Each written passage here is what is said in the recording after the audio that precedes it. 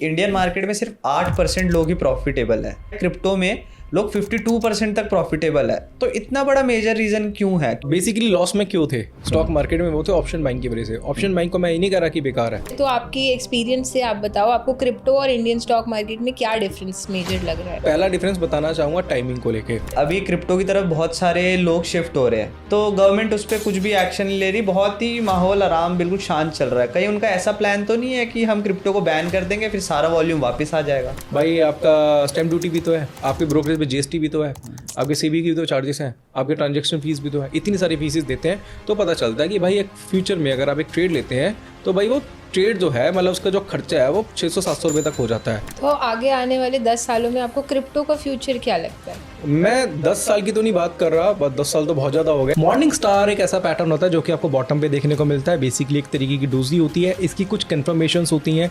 ये down trend में बनता है और डाउन ट्रेंड में हमें हमेशा 20 कैंडल्स हम यहाँ पे देखते हैं। Hello friends, welcome back to my new podcast. और आज का जो पॉडकास्ट है वो काफ़ी ज़्यादा स्पेशल है क्योंकि आज के जो हमारे गेस्ट हैं उनको स्टॉक मार्केट में तो 17 साल का एक्सपीरियंस था ही। अब उनके साथ हम जानेंगे क्रिप्टो के कुछ राज। So please welcome Umesh Sharma. Thank you Kunal भाई इनवाइट करने के लिए। तो कैसे हो आप? कैसी चल रही है लाइफ? लाइफ बहुत बढ़िया चल रही है, बिंदास एकदम। तो अभी क्या फोकस ज़्यादा किस में है आपका? दोनों भी है, इंडियन मार्केट में भी है और फिलहाल अभी क्रिप्टो स्टार्ट किया है और क्रिप्टो में थोड़ा सा ज़्यादा इंटरेस्ट बढ़ चुका है। रीज़न उसका क्या है कि वॉलेटिलिटी बहुत अच्छी है, लिक्विडिटी बहुत अच्छी है और जिसकी वजह से 24/7 आप ट्रेड कर सकते हैं। तो आपको जब आपने इतने टाइम से पहले से आपने इंडियन मार्केट में काम किया, आप क्रिप्टो में काम कर रहे हो, तो आपको बढ़िया किस में, मज़ा किस में आ रहा है? देखो मजे वाली बात, एक्साइटमेंट वाली बात करूँ तो अगर मैं उसको छोड़ के अगर मैं देखूँ प्रॉफिटेबिलिटी की बात करूँ तो वो मुझे लगता है कि क्रिप्टो में ज़्यादा है। सो जैसे अभी आपका फिर प्लान ही है अभी क्रिप्टो में ट्रेड करना एक्टिवली? हाँ, मैं क्रिप्टो में ट्रेड भी कर रहा हूँ और टेक्निकल एनालिसिस एक्चुअल में क्रिप्टो में ज़्यादा अच्छा काम करती है क्योंकि जो लिक्विडिटी है वो ग्लोबल लिक्विडिटी है। जब ग्लोबल लिक्विडिटी होती है तो पैटर्न्स बहुत अच्छे काम करते हैं। और जैसे हमारी इंडियन स्टॉक मार्केट है, दिन ब दिन इस पे रूल्स जो है वो ज़्यादा से ज़्यादा स्ट्रिक्ट होते जा रहे हैं, तो इस पे आपका क्या कहना है? एज ए सेबी रजिस्टर्ड आ रहे हैं। देखिए मैं बताना चाहूँगा कि पहले क्या होता था, जैसे अगर मैं बात करूँ तो पहले मार्जिन्स, मैं अभी पीछे लेके जाऊँगा, आज से 5 साल पहले की बात करता हूँ। 5 साल पहले क्या था कि जब मैंने एक सीरीज स्टार्ट करी थी 2020 में जिसमें मैंने 5 लाख को 24 लाख कर लिए थे, 24,50,000 रुपये करे थे, वो भी 2 महीने में। और यकीन मानिए उस टाइम मैं काम कर रहा था इक्विटी मार्केट में क्योंकि उस टाइम लेवरेज ज़्यादा दी जाती थी, इंट्राडे में लेवरेज काफ़ी अच्छी दी जाती थी। 2020 दिसंबर में सेबी का रूल आता है कि भाई अब यहाँ से लेवरेज पूरी तरीके से ख़त्म कर दी गई है, इंट्राडे में से 5x की लिमिट मिलेगी। उससे क्या हुआ, जो इक्विटी की जो जनता थी जो स्पॉट मार्केट में काम करना पसंद करती थी कैश में, वो शिफ्ट हो गई ऑप्शन में थे और ऑप्शन बाइंग में। अब उस टाइम आ गया भाई वीकली ऑप्शन कि भाई आपको निफ्टी वीकली ऑप्शन है, आपको बैंक निफ्टी वीकली ऑप्शन करने को मिल रहा है। तो लोगों ने ना स्टॉक मार्केट को जुआ समझ लिया। पहले क्या होता था, पहले लोग इन्वेस्टमेंट करते थे, फिर वो ट्रेडिंग भी करते थे तो भाई इक्विटी मार्केट में करते थे। अब उन्होंने क्या करा, उन्होंने ऑप्शन मार्केट में उन्होंने मूव किया।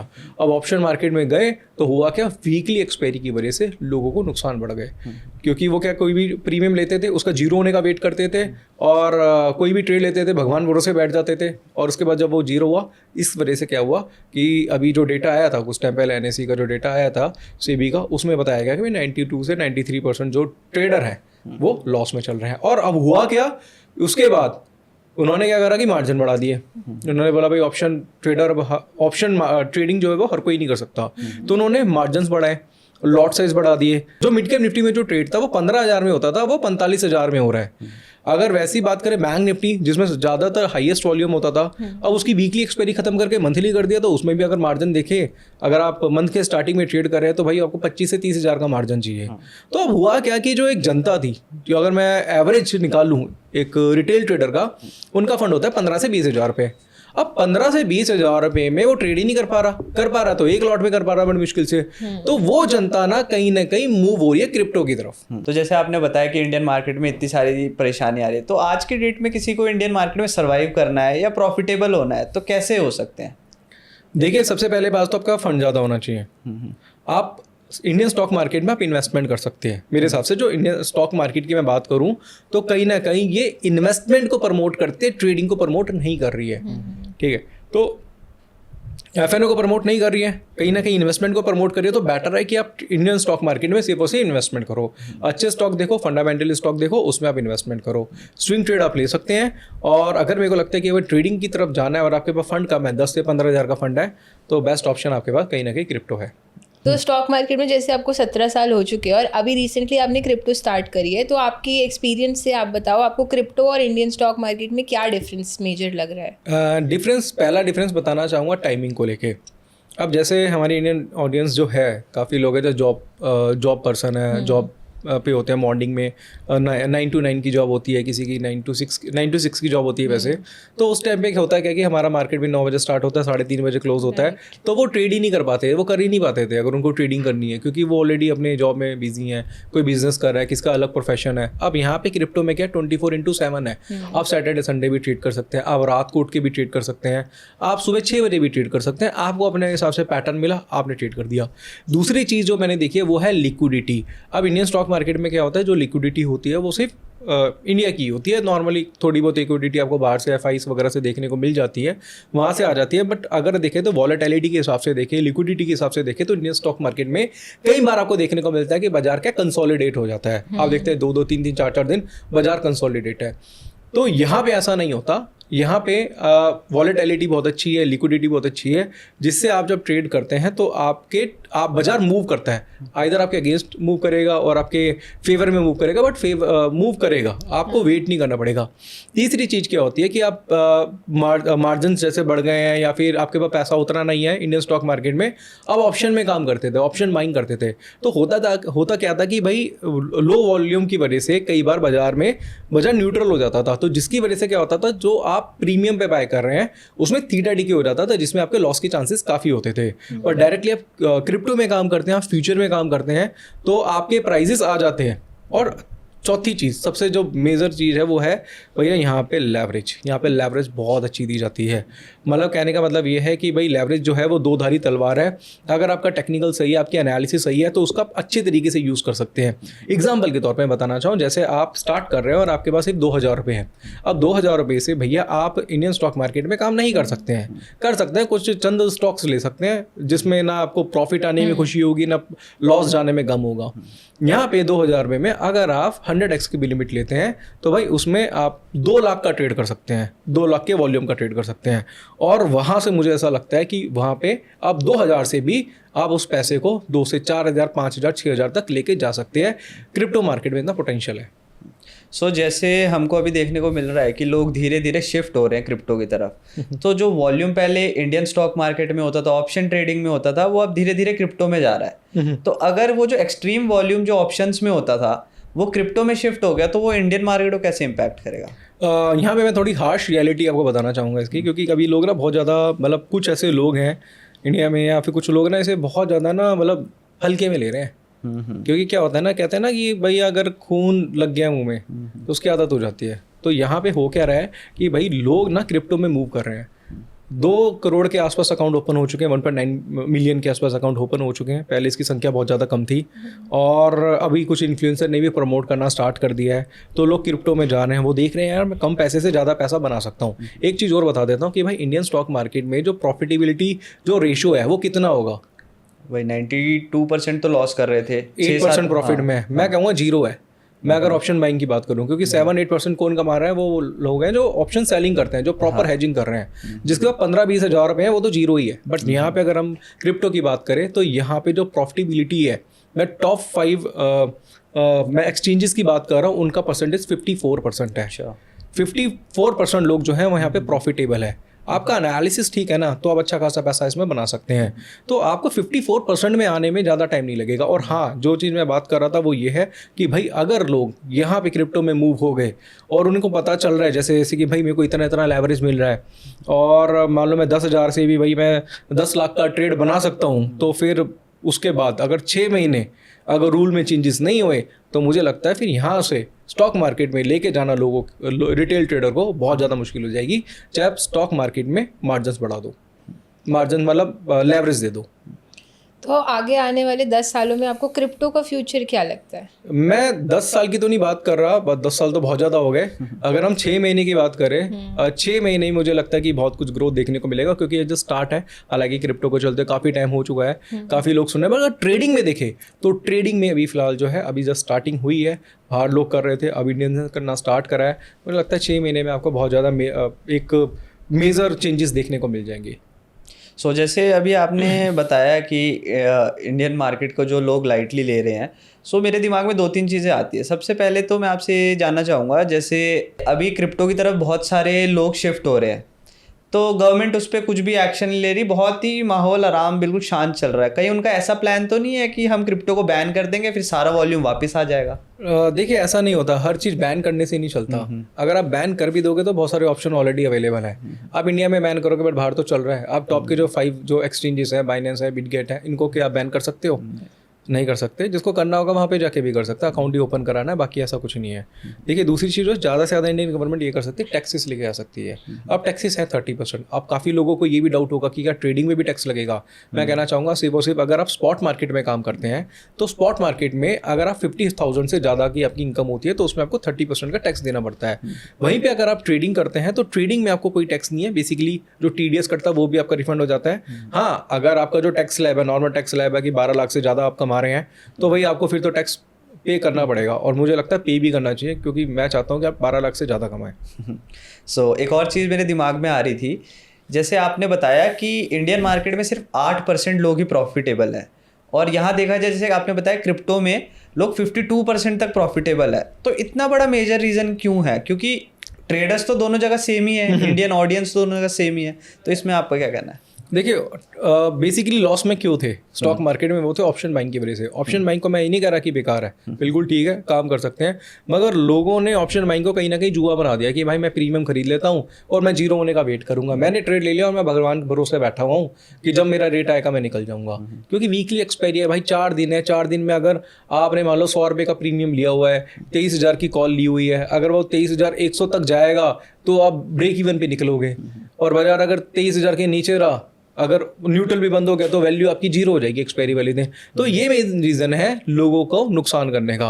अगर आप ऑप्शन का डेटा उठा के देखेंगे तो ऑप्शन बाइंड ने पैसा एक्चुअल में बनाया नहीं है। इस वजह से एक आध बंदों ने कमाया होगा, कुछ परसेंट लोगों ने कमाया होगा, एक आध परसेंट ने, बट ज़्यादातर लोग लॉस में। बट अगर हम यहाँ क्रिप्टो की बात करें तो क्रिप्टो में डायरेक्टली फ्यूचर में काम कर सकते हैं। अब एक चीज़ मैं बताना चाहूँगा आपको कि भाई बंदे जो रिटेल ट्रेडर थे वो ऑप्शन क्यों कर रहे थे? क्या रीज़न था भाई? कम पैसे से ज़्यादा पैसा बनाने के लिए।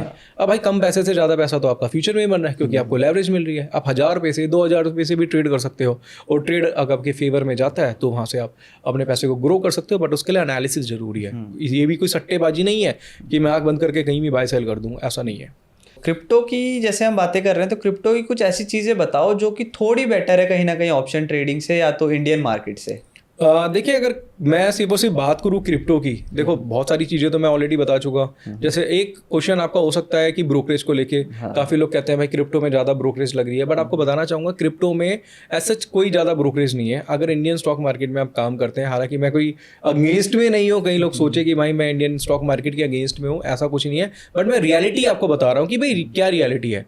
अगर आप देखें तो भाई अगर आप कोई ट्रेड बनाते हैं, अगर आप निफ्टी के फ्यूचर में काम करते हैं जिसका वॉल्यूम जो है 17 लाख का है, तो लोग कहते हैं भाई मेरी तो 20 रुपये ब्रोकरेज लग रही है पर ट्रेड की, बट ऐसा नहीं है। आप 20 रुपये पर ब्रोकरेज दे रहे हैं पर ट्रेड में, बट STT भी तो दे रहे हैं जो सेलिंग में लगती है 0.002 पैसा। भाई आपका स्टैम्प ड्यूटी भी तो है, आपके ब्रोकरेज पे GST भी तो है, आपके सेबी की भी तो चार्जेस हैं, आपके ट्रांजैक्शन फीस भी तो है, इतनी सारी फीसेस देते हैं। तो पता चलता है कि भाई एक फ्यूचर में अगर आप एक ट्रेड लेते हैं तो भाई वो ट्रेड जो है मतलब उसका जो खर्चा है वो 600-700 रुपये तक हो जाता है। अगर उसी वॉल्यूम में अगर आप यहाँ पे क्रिप्टो में ट्रेड लेते हैं तो यहाँ पे जो ब्रोकरेज है वो 2 पैसा तो 5 पैसा है, 5 पैसा है कि अगर आप मार्केट रेट पे लेते हैं, और अगर लिमिट ऑर्डर लगा के लेते हैं तो आपकी ब्रोकरेज है वो 2 पैसे लगती है बाइंग और सेलिंग में, जो कि अगर कैलकुलेट करें तो इंडियन स्टॉक मार्केट से कम पड़ती है, क्योंकि इसमें सिर्फ ब्रोकरेज है, उसमें अदर टैक्सेस अदर चार्जेस भी हैं। क्रिप्टो में अगर हमें काम करना है तो इतनी सारी करेंसीज है, तो कौन सी ऐसी मेजर करेंसीज है जो पकड़ के हमें अपनी जर्नी स्टार्ट करनी चाहिए? देखिए, होता क्या है कि जब इसमें काम करते हैं तो इसमें इसको जब आप प्लेटफॉर्म पे जाते हैं, एक्सचेंज पे जाते हैं, तो वहाँ पे आपको जो हाई वॉल्यूम्स करेंसीज हैं वो आपको टॉप पे दिखती है, फिर उससे कम वाली नीचे, फिर इस तरीके से वो नीचे आती रहती है। अगर मैं टॉप की 5 करेंसीज की बात करूँ, जो आप पकड़ के देख सकते हैं और उसमें अच्छा वॉल्यूम्स भी है, लिक्विडिटी भी अच्छी है, तो सबसे पहले आता है BTC। सेकंड नंबर पे इथेरियम, और कई एक्सचेंजेस में इथेरियम भी टॉप पे चल रहा है। थर्ड नंबर पे आता है सोलाना, फोर्थ पे आता है XRP और फिफ्थ पे आता है डोजकॉइन। उसके बाद 1000 पे या फिर आप सुई हो गया, बहुत सारे हैं जो ऊपर नीचे होते रहते हैं। मगर ये 5 करेंसीज पकड़ के अगर आप काम करते हैं 15 मिनट के चार्ट पे, तो आपको दिन में 5 से 6 ट्रेड मिल जाते हैं, 4 से 5 ट्रेड मिल जाते हैं और अच्छी खासी लिक्विडिटी। बट अगर BTC को देखें, जो बिटकॉइन है वो एक तरीके से किंग है। वो BTC चलता है तो और करेंसीज चलती है, BTC गिरता है तो और करेंसीज गिरती है। बट आप इंडिविजुअली बाकी चीज़ों पे आप एनालिसिस यूज़ करके आप उसमें भी अर्निंग कर सकते हैं। जैसे अभी हम बात कर रहे हैं तो ऑप्शन क्रिप्टो में ऑप्शन सेगमेंट भी है, बट उसकी ज़्यादातर लोग बात नहीं करते। तो उसके वो कैसे वर्क करता है, उसके पीछे ही कहानी क्या है? देखिए, इसमें भी 2 चीज़ें हैं। जैसे ऑप्शन भी होता है इसमें, बट ऑप्शन में क्या होता है, इसमें डेली एक्सपायरी होती है। डेली एक्सपायरी में क्या होता है कि कहीं ना कहीं ऑप्शन क्यों किया जाता था, क्या रीज़न है? ऑप्शन अगर मैं बाइंग की बात करूँ कि भाई मेरा मार्जिन कम लगे, जब आपको पता है कि फ्यूचर में ऑलरेडी इतना वॉल्यूम है, तो आप फ्यूचर में क्यों ना शिफ्ट हो, क्योंकि मार्जिन तो उसमें भी कम लग रहा है, आप लेवरेज लेके काम कर सकते हैं। तो ये सारी चीज़ें होती है। और ऑप्शंस में बेसिकली ज़्यादातर मैंने जो लोग देखा है जो कर रहे हैं वो ऑप्शन सेलिंग करते हैं। बट यहाँ पे ऑप्शन सेलिंग मुझे लगता है थोड़ा सा रिस्की काम हो सकता है, क्योंकि वॉलेटिलिटी ज़्यादा है। अगर बाजार आपके अगेंस्ट चला गया तो फिर आपके पैसे ज़्यादा लग सकते हैं। ऑप्शन बाइंग अगर आप करनी है, इससे बेटर आप फ्यूचर में कर लो, क्योंकि लेवरेज आपको ज़्यादा मिल रही है और इसमें लिक्विडिटी भी है।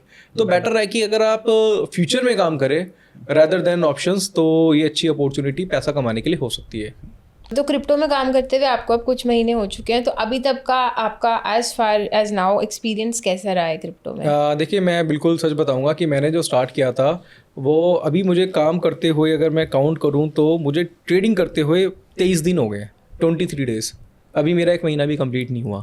और 23 दिनों में मुझे क्रिप्टो बहुत अच्छी तरीके से समझ में आया। जब मैंने स्टार्ट किया था तो मैंने पहला ट्रेड बनाया, तब मैंने देखा कि यार ट्रेड किस तरीके से बनाया जाता है, बाय सेल किस तरीके से किया जाता है।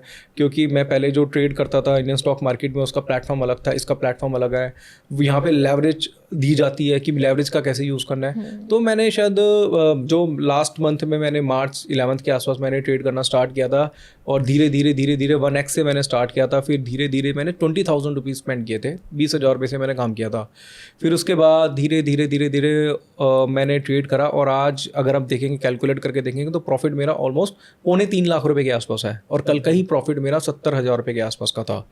तो ये मैंने कैसे किया, मैं आपको बताना चाहूँगा कि मैंने सिर्फ अपने टेक्निकल्स की जो स्ट्रेटजीज थी उसको इम्प्लीमेंट किया यहाँ पे क्रिप्टो में। अब क्रिप्टो में वॉल्यूम्स इतना ज़्यादा है, वॉलेटिलिटी इतनी अच्छी है कि छोटे छोटे स्टॉप लॉस से बाजार में इतनी अच्छी तेजी या गिरावट देखने को मिलती है। बाइंग और शॉर्ट के जब आप ट्रेड बनाते हैं तो वहाँ पे पैसे कमाने के चांसेस ज़्यादा होते हैं। तो इसमें स्ट्रेटजीज है। कई लोग क्या करते हैं, वो देखते हैं कि यहाँ पे मैं ट्रेड बना लूँगा और अपनी पोजीशन को छोड़ दूंगा और पैसा कमा लूंगा। ऐसा नहीं होता। अगर आप टेक्निकल एनालिसिस को यूज़ करके छोटे छोटे स्टॉप लॉस मेंटेन करके काम करें, इसमें पर्टिकुलर टाइमिंग होता है। जैसे शाम को 7 बजे दाव खुलता है तो फ्लैक्चुएशन दिखाई देती है। इसमें 3 बार फंडिंग दी जाती है। फंडिंग के टाइम पे भी, फंडिंग के बारे में बताऊंगा, फंडिंग होती है इसके बारे में बताऊंगा। लिक्विडेशंस होती है इसमें, लिक्विडेशंस के बारे में हम आगे बात करेंगे। भाई लिक्विडेशंस को किस तरीके से देखा जाता है, और लिक्विडेशन के चार्ट को देख के आप कैसे पता लगा सकते हो कि ये टारगेट अचीव हो सकता है, लॉन्ग टारगेट। इसके बारे में हम बात करेंगे। फंडिंग के बारे में बात करेंगे, और एक एस्टिमेटेड लिक्विडेशन प्राइस होता है, इसके बारे में बात करेंगे, और उसको कैसे हम इंप्रूव कर सकते हैं। क्योंकि यहाँ पे भी क्रिप्टो में भी कई लोग गलतियाँ कर रहे हैं। इवन फॉरेनर्स भी ये गलती कर रहे हैं। जो विदेशी हैं, जो ट्रेड करते हैं, वो भी ये गलती करते हैं। वो क्या करते हैं, वो ट्रेड लेते हैं और लिक्विडेशन प्राइस का वेट करते हैं। लिक्विडेशन क्या होता है, एक स्टॉप लॉस होता है, बाय डिफॉल्ट स्टॉप लॉस होता है। हम उसको कैसे मैनेज करेंगे ये भी मैं डायरेक्टली स्क्रीन पे ही सिखाऊंगा। सो बेसिकली जैसे हमने टाइम की बात करी कि बहुत लोग गलतियां करते हैं कि किस टाइम पे ट्रेड करना है, तो आपके हिसाब से सबसे बेस्ट टाइम कौन सा है क्रिप्टो को ट्रेड करने के लिए? देखिए, जैसे मैंने बोला 24/7 है। जब पैटर्न मैंने तब काम करो। मैंने रात को 2-2 बजे भी ट्रेड बनाए हैं। जैसे मेरा एक खुद का टेलीग्राम चैनल है, तो वहाँ पे मैंने कुछ लोगों को ऐड कर रखा है। तो वो कहते हैं भाई तुम सोते नहीं होगे रात को। मैंने कहा क्यों? कह रहा रात को 2 बजे मैसेज, सुबह 4 बजे मैसेज, 6 बजे मैसेज, 9 बजे मैसेज क्या बेसिकली जो लेवल्स होते हैं वो मैं वहाँ भेजता हूँ।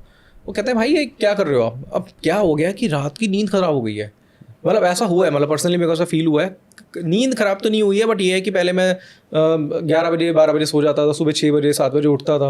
अब वो ये हो गया कि रात को 2 बजे सो रहा हूँ। अब कल की मेरी मैं कल की बात बताता हूँ। कल मेरी एक लॉन्ग पोजीशन बनाई थी। मैंने सोल बाय किया था, BTC बाय किया था, XRP बाय किया था, और इथेरियम बाय करा था। क्वांटिटी बनाई थी। रात को प्रॉफिट आ रहा है 40,000 रुपये का, 32,000 40,000 का प्रॉफिट आ रहा है। अब मैं रात को सो गया। ठीक है, मैंने कोई नहीं स्टॉप लॉस लगा रखा है, कॉस्ट टू कॉस्ट, कोई नहीं कटेगा, कोई बात नहीं तो चलेगा। मुझे पक्का पता था कि भाई बाजार स्थित चलेगा, क्योंकि अभी जो ट्रम्प का जो बेसिकली अभी जो टैरिफ लगाए थे उसके बाद गिरावट देखने को मिली थी और बॉटम बन चुके थे। रात को सपना आया कि भाई मेरे को ना 40 हज़ार का लॉस हो रहा है, सपना आया मेरे को। मुझे लगा भाई यार ये तो लॉस चल रहा है, मैंने एकदम से देखा तो वो 40 हज़ार का प्रॉफिट चल रहा था। मैं 2 बजे सोया हूँ रात को, मैं कल की बात बता रहा हूँ, 4:30 बजे तो मैं लोगों को मतलब जो मेरा टेलीग्राम चैनल है वो स्क्रीनशॉट लेके भेज रहा हूँ कि अभी 47,000 का प्रॉफिट चल रहा है। 2 घंटे बाद फिर नींद खुली 6:30 पे, फिर सपना आया, कुछ ऐसा सपना आया कुछ ट्रेड से रिलेटेड, और इतना मैं सोच भी नहीं रहा उस ट्रेड के बारे में। फिर सुबह देखा तो मैं 67,000 का प्रॉफिट, फिर मैंने स्क्रीनशॉट लेके भेजा।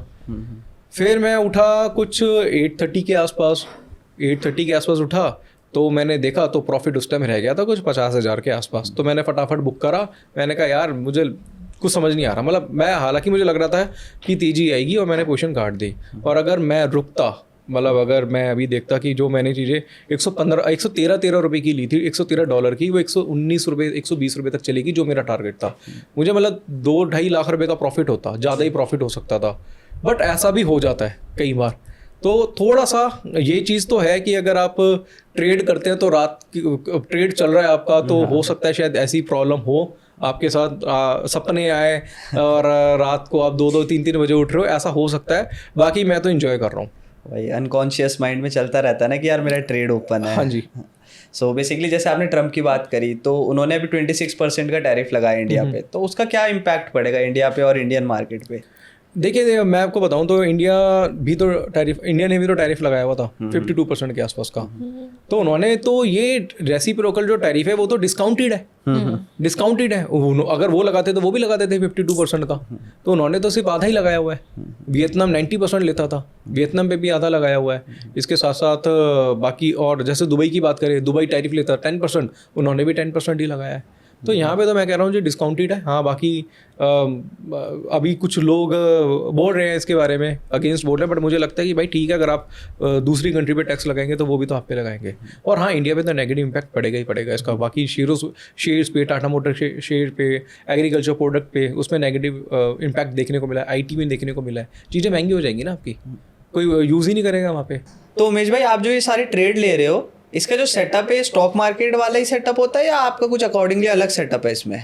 देखिए क्या होता है ना, टेक्निकल एनालिसिस जो होती है वो यूनिवर्सल है। चाहे आप इंडिया में यूज़ करो, चाहे फॉरेक्स में यूज़ करो, चाहे आप क्रिप्टो में यूज़ करो, कहीं भी यूज़ करो, यूनिवर्सल है। क्योंकि बेसिकली ये बेस्ड है प्राइस एक्शन के ऊपर।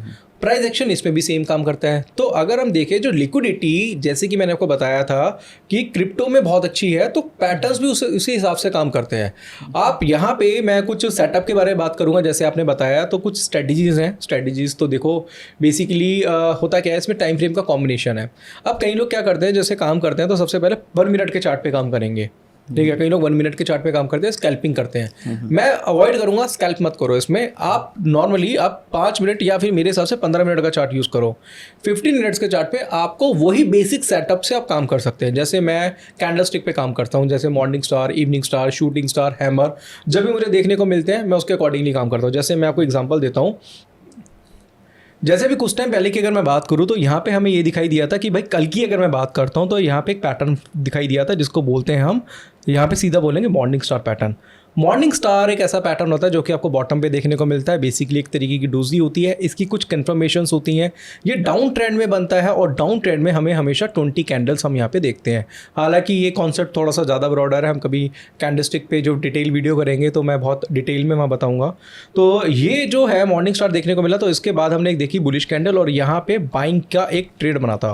अब बाय का ट्रेड बना, मैंने 15 मिनट के चार्ट पे किया, स्टॉप लॉस जो बनता था इस मॉर्निंग स्टार के लो का बनता था और वहाँ से एक तेज़ी दिखाई दी और कल मैंने इस पर ट्रेड भी किया था। अब मैं क्या करूँगा, टाइम फ्रेम के कॉम्बिनेशन के अकॉर्डिंगली कुछ और चीज़ें चेंज करूँगा। जैसे मैंने 15 मिनट का चार्ट यूज़ किया है, अब यहाँ पे इसके बाद मैंने 2 आवर का चार्ट यूज़ करा, 2 घंटे का चार्ट। तो उसमें मुझे ये दिखाई दिया कि यहाँ पे सेम इसी तरीके का पैटर्न यहाँ पे भी दिखाई दिया। अगर आप देखते हैं 2 घंटे के चार्ट पे भी, 2 आवरली का चार्ट जो होता है जिसमें 2 घंटे में एक कैंडल बनती है, वहाँ पे भी सेम मॉर्निंग स्टार पैटर्न दिखाई दिया और वहाँ से भी एक बड़ी तेज़ी दिखाई दी। मैं कैंडल स्टिक पे ज़्यादा काम करता हूँ और कैंडल स्टिक की जो कन्फर्मेशंस है वो अच्छी दिखाई देती है। आपको एक बहुत मज़े की बात बताऊँ, कल मैंने ना सोलाना बाय करा था 113.70 पे और 1183 का मेरा स्टॉप लॉस था। मैं ना आपको एक काम करता हूँ कि यहाँ पे बोलने से बेटर है मैं दिखा देता हूँ। टेलीग्राम चैनल दिखा दूँ अपना? हाँ हाँ। तो भाई ये मेरा ना टेलीग्राम चैनल है क्रिप्टो चार्ट एनालिसिस के नाम से, और मैंने कल एक ट्रेड लिया था। मैं आपको ना ट्रेड दिखा देता हूँ टाइम के साथ, और ये मेरा ट्रेड था, मैं दिखा देता हूँ यहाँ पे। ये मेरा ट्रेड था, मैंने कल सोलाना बाय किया था। सोलाना में कल जो प्राइस चल रहा था यहाँ पे आप देख सकते हैं, आप देख पा रहे होंगे, ये जो प्राइस हमें यहाँ पे देखने को मिल रहा है वो था 113.76 का, 113 रुपये 70 पैसे का, 113 रुपये ने भाई $113 के आसपास का था यहाँ पे। और मैंने मैसेज में सीधा सीधा ये लिख दिया था कि भाई इसका जो स्टॉप लॉस बनता है वो बनता है 1183 का। एग्जैक्टली मैं यहाँ पे आपको दिखा देता हूँ कि क्या एसएल बनता था इसका। 1183 का एसएल बनता था, मैंने यहाँ पे ऑलरेडी लिखा था अकॉर्डिंग टू डेली चार्ट। अब मैं ज़्यादा जाता हूँ चार्ट पे, और चार्ट पे आपको दिखाता हूँ। तो मैं यहाँ पे डायरेक्टली गया चार्ट पे, और मैं सोलाना का चार्ट आपके सामने दिखा देता हूँ। तो सोलाना के चार्ट पे जाते हैं हम, और सोलाना का मैं यहाँ पे क्या करता हूँ, डेली चार्ट लेता हूँ, 1 डे का चार्ट। अभी इसका प्राइस 118 का चल रहा है। अभी थोड़ी देर पहले ये फिर से 113 या $114 के आसपास का चल रहा था। तो मैंने यहाँ पे क्या करा, इसका डायरेक्टली 1 डे का चार्ट लिया, और 1 डे के चार्ट पे मैंने ये चेक करा कि भाई ये जो सोलाना है, अगर हम सोलाना की बात करें तो सोलाना में एक पैटर्न बना था कुछ टाइम पहले जिसको बोलते हैं पियर्सिंग पैटर्न। काफ़ी लोग कंफ्यूज होंगे कि भाई ये पियर्सिंग पैटर्न क्या होता है, क्या चीज़ है। तो इसके ऊपर कभी हम वीडियो करेंगे जो बताएंगे कि भाई कैसे काम करता है। तो पियर्सिंग पैटर्न का जो लो था वो 1183 का था, 111 रुपये 111.83 सेंट के आसपास का। अब यहाँ से बाइंग बनी थी इसमें 132 के आसपास, और इसके अकॉर्डिंगली इसका जो टारगेट था 1:1 का ही हम अगर लेके चलते हैं तो 154 का था। अब इसने जो हाई बनाया 147 के आसपास का हाई बनाया, और वहाँ से एक डाउनफॉल देखने को मिला। कल इसका जो लो बना वो बना 112.20 के आसपास का लो इसमें देखने को मिला। तो मुझे कल जब 113.17 दिखा, 113 और 113.70 USD दिखा, तो मैंने क्या करा, ये जो पुराना जो स्टॉप लॉस था वो 111.83 का जो कि मैंने दिखाया, उसके अकॉर्डिंगली बाय करा। और अगर अभी इसका प्राइस देखेंगे तो कितना चल रहा है, 118.70 के आसपास चला। हालांकि मैंने 117 के आसपास बुक कर लिया मैंने अपना प्रॉफिट, बट अभी भी मुझे लग रहा है इसमें पोटेंशियल है और इसमें तेज़ी दिखाई दे सकती है, और यहाँ से ये क्या कर सकता है, 152 के आसपास जा सकता है। तो काफ़ी लोग पूछते हैं ना कि क्या हम करेंसी में कुछ लॉन्ग टर्म वाला स्विंग ट्रेड ले सकते हैं? बिल्कुल ले सकते हैं, और छोटे छोटे स्टॉप लॉस के साथ। अब आप मार्केट में प्राइस देखेंगे तो 119 रुपये के आसपास चल रहा है, सॉरी, अगर हम मार्केट में प्राइस देखेंगे तो 119 USD के आसपास इसका प्राइस चल रहा है, और मुझे लगता है शाम तक ये हो सकता है 122 126 तक भी हो सकता है। तो भाई अगर आपने ट्रेड सही लिया, सही जगह पे लिया, छोटे से स्टॉप लॉस के साथ लिया, तो आप बड़ा पैसा बना सकते हैं। अब एक और चीज़ है कि अगर मान के चलिए कि मैं 113.70 पे मैं खरीद रहा हूँ, मेरा स्टॉप लॉस सिर्फ $2 का है, तो उस लेवल, उस टाइम पे मुझे क्या लेवरेज यूज़ करनी चाहिए? उस टाइम पे आप मैक्सिमम लेवरेज का यूज़ कर सकते हैं, क्योंकि स्टॉप लॉस छोटा हो गया और टारगेट आपका बड़ा है। तो उस केस में आप लेवरेज का ज़्यादा यूज़ करिए, रिस्क आप रखिए 2000 2500 जो भी आपको लगता है आपकी पॉकेट अलाउ करती है उतना आप रिस्क रखिए। एक और स्ट्रेटजी मैं बताना चाहूँगा वो है यहाँ पे इथेरियम में भी अच्छा खासा वॉल्यूम देखने को मिलता है। और कल मैंने इथेरियम में भी एक ट्रेड बनाया था 30 मिनट के चार्ट पे। 30 मिनट का चार्ट मैं यहाँ पे लगा देता हूँ, और देखो मैं टेक्निकल एनालिस्ट हूँ, मैं जो टेक्निकल्स को बहुत ज़्यादा डेप्थ में जाता हूँ और बहुत ज़्यादा डिटेलिंग में समझाने की कोशिश करता हूँ। तो यहाँ पे आपको ये दिखाई देगा कि भाई यहाँ पे भी आप देखेंगे तो इथेरियम में बाइंग पोजीशन बनती थी, और मैंने मैसेज में भी अभी आपने देखा होगा कि उसमें बताया था कि 1791 के ऊपर आप बाय कर सकते हैं। रीज़न क्या था? क्योंकि एक पैटर्न फॉर्म हुआ था यहाँ पे जिसको बोलते हैं बुलिश हैरामी पैटर्न। और बुलिश हैरामी ये एक जैपनीज नेम है, और यहाँ पे ये पैटर्न बना था, और ये जो हाई था वो 1791 का था, इसलिए बोला था 1791 के ऊपर तेजी आ सकती है, और यहाँ से 1830 के आसपास ये चला गया था। उसके बाद थोड़ा वॉलेटाइल हुआ, बट अभी भी देखें तो बाजार में तेजी है, और इसमें ये पोटेंशियल है कि 1900 तक भी जा सकता है।